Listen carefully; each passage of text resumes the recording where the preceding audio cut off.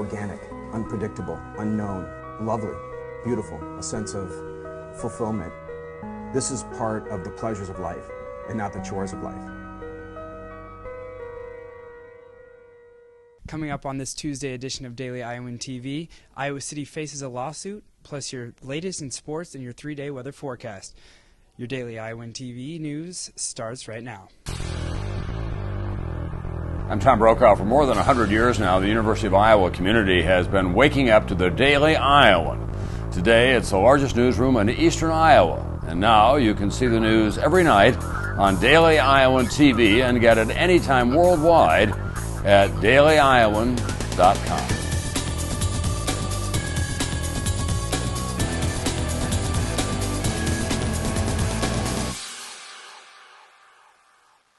Hello and welcome back to Daily Iowan TV, your news, sports, and weather source for the Daily Iowan.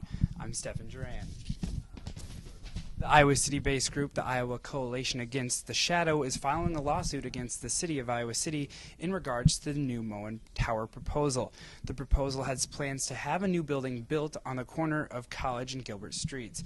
The group has concerns that the new building will alter the financial conditions of Iowa City and therefore impact the city's many services and the overall quality of life of the residents in Iowa City.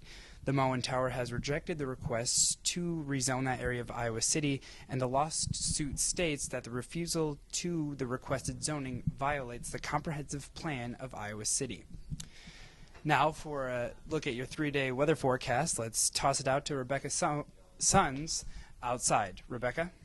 Hey Stefan, the weather turned out to be gorgeous today after the light morning showers. Right now it's a high of 88, and tonight it'll get around down to 71 degrees and a 50% chance of rain throughout the area. Wednesday will be a high of 89 and a low of 71 with chances of isolated thunderstorms. Thursday will be a high of 88 and a low of 68 that night with partly cloudy skies. Friday will bring us a high of 85 and a low of 65. Throughout the day, it will be mostly sunny, leading into a really warm weekend. Back to you in the studio. Lumosity, an online company, is using its multiple brain games to calculate the 100 smartest cities in America. Many Midwest areas were on the list, but Iowa City was closer to the top. The study ranks cities and metro areas in terms of their performance in 5 cognitive areas: processing, speed, flexibility, problem solving, attention, and memory. Out of the 438 metro areas in the U.S. and the 1,039 U.S. cities in the study, Iowa ranks 4th and 25th, respectively. To get more information on the study and the rankings and see which other areas top the list, check out the story in tomorrow's edition of the Daily Iowan.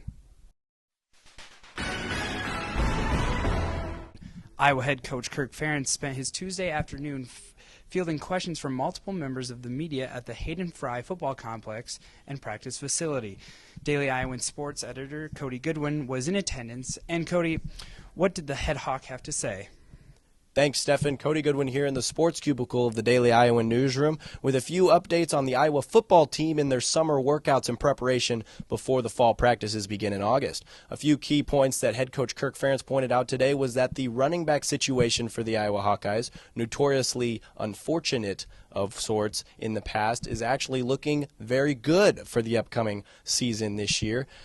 Michael Malloy, who will be back on scholarship in the fall, and Barkley Hill, who suffered a knee injury last fall, will be healthy and back in the lineup to join Mark Wiseman, Damon Bullock, and Jordan Kanziri. That makes 5 Iowa running backs, and it will be interesting to see how all 5 of those work together in the same backfield. Another thing that Kirk Ferentz pointed out was that the quarterback situation, now what seems to be a two-headed race between quarterbacks Cody Sokol and Jake Rudock, it will be figured out in camp come August, and we will have a starter for the Northern Illinois game to kick off the 2013 campaign. That won't be figured out until August again, and Ferentz made sure that that was something of note. And another thing that Kirk Ferentz pointed out was that he was a fan of the new agreements between the Holiday Bowl and the Kraft Fight Hunger Bowl, and hopes that Iowa will be one of those Big Ten teams out on the West Coast come December. That's your quick football update today. Back to you, Stefan. Well, that's going to do it for us here on Tuesday's edition of the program. For more on all of today's stories, be sure to check out Wednesday's pages of the Daily Iowan, and only with Daily Iowan TV can you get a sneak peek into those pages. Read more about the lawsuit that the city faces regarding the Moen Tower proposal and more reactions from Kirk Ferentz's media meet and greet from Tuesday afternoon. That's your latest edition of Daily Iowan TV. Be sure to check us out the same time tomorrow or anytime online at dailyiowan.com. Thanks for watching and have a great night.